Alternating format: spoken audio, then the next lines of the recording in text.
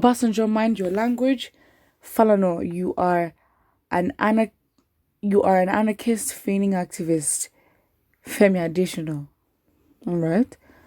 Former President Olusegun Obasanjo should mind his language, and Femi Falana, an anarchist, should stop feigning being an activist, says Femi Adesina. Mr. Adesina is President Buhari's media aide.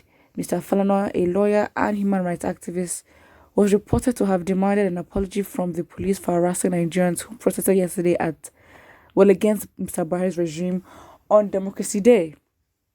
This month, ex-President Obasanjo had spoken about the need for Nigerians to be united to avoid the country's disintegration.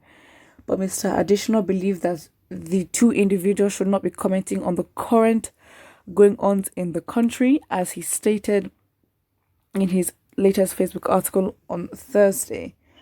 And what of Olusegun Obasanjo, a civil war hero, despite all that he has contributed to the current upheavals by his actions and inactions, words and bile? He says it is idiotic to wish Nigeria disintegration now. Good, but let's put our money where our mouth is. Let Baba mind his thoughts and his language, the president's media aide said as he castigated Mr. Obasanjo. Censoring Mr. Falana and his ilk, Mr. Adesina stated last Saturday, as Nigeria celebrated Democracy Day, some people wanted to stoke protests, riots, and destruction. Did the system allow it? Not at all. Should it have been allowed? No, not when there is still law and order in the land. Only anarchists would set the country on fire in the name of Democracy Day protests.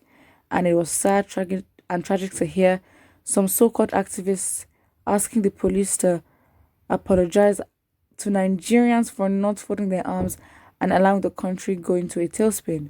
Anarchists masquerading as activists.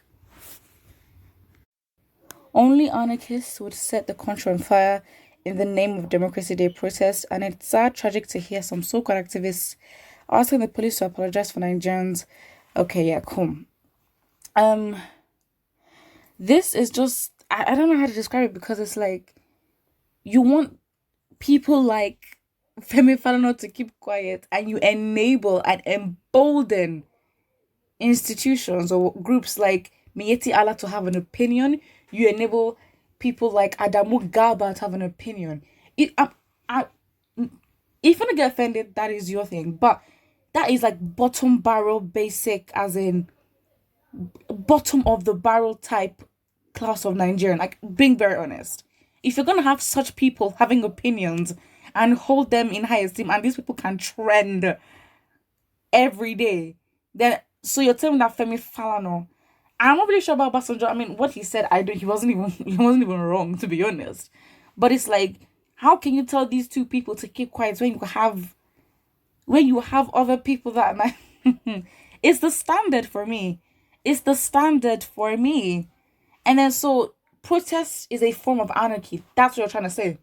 So you're telling me that in developed countries, when they protest, they turn the country upside down. When they protest, the police goes and support the protest. They don't even support the protest. What they do is to make sure that people are safe. Even though the people could be protesting against them, their job is to make sure that they are safe. Why? Because they're selfless and they have pride in the fact that these citizens are treated with care and love. Do you have the same thing? No. So it's like, why should there be no apology? Because again, harassment of night. Because if you go back to the relationship between the policemen and Nigerians, it's never a good one. Why should Nigerians care about the police? Why should they? We need to ask ourselves these questions. The harassment and the abuse of power that the police uses against Nigerians every single day by exploiting them. Every single day. I'm talking 95% of the time. And I know that I'm accurate. So again, because the dynamic of that relationship is very much one-sided. I do this, period. You don't have the power to do anything back. That's how it is. So when Nigerians have had a consistent history with Nigerians with the police of exploitation every single day, and corruption, why should Nigerians give a toss? Why should they give respectfully? Why should they give? Why should they give? Why should they give? You know what? The word I want to use. Why should they give a boom as to what happens to the police? They should demand the police for an apology. Period. And it's a state of anarchy. Do you even know what anarchy is?